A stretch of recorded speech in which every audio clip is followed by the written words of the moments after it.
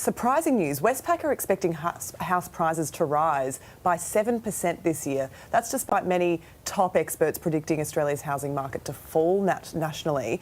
Do you agree with that projection from Westpac? What are your thoughts on that? Well, Westpac's come and said 7% for 2023 and 4% for 2024, and this is off the back of supply. Again, the whole supply issue.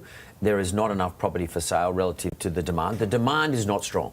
Right. If you say, what's the demand to buy a house relative to, say, this time last year, it is not strong. But when you put that up against the amount of properties available to buy, all that does is increase the price. So there is a look, you can be excused having brain damage. High interest rates, high prices. But that's got nothing to do with interest rates, it's got everything to do with the amount of supply. We've got to fix the supply problem, not only for renters, but also to make sure we can control the price rises of houses in this country. So looking ahead then, is this market going to drop at all?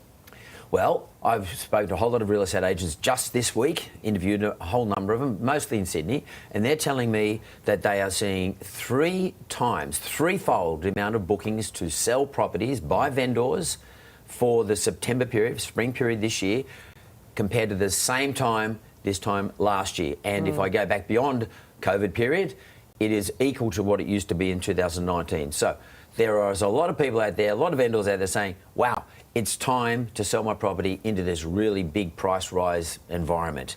So I think we're going to see a bigger supply of properties for sale.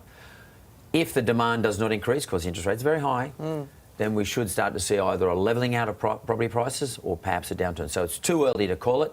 Westpac's called it based on today's data, but I think it's too early to call. Right. There are a lot of people who are still holding back, not just with housing, but in retail we're seeing spending down as well, because of fears of more rate rises. Where do you see the RBA going from here? Are we permanently paused now, or do you think there is still one or two rises left in the tank? I don't think there's any more rate rises left in the tank.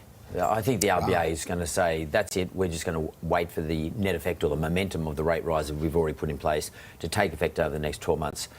I think this is more a question these days, Sylvia, about how long will these high rates last for? When will we start to see some rate reductions as opposed to is there another rate rise? And the general talk around town, it's too early, but general talk around town is sometime in the latter part of 2024 we should start to see some rate reductions. Then the question is going to be how many? Yeah. So not rate rises, how long for, and then how many? So stable for a little bit longer, that's what we're hoping for. Mr. Bouris, always good to have you on, mate. Thanks, Mark.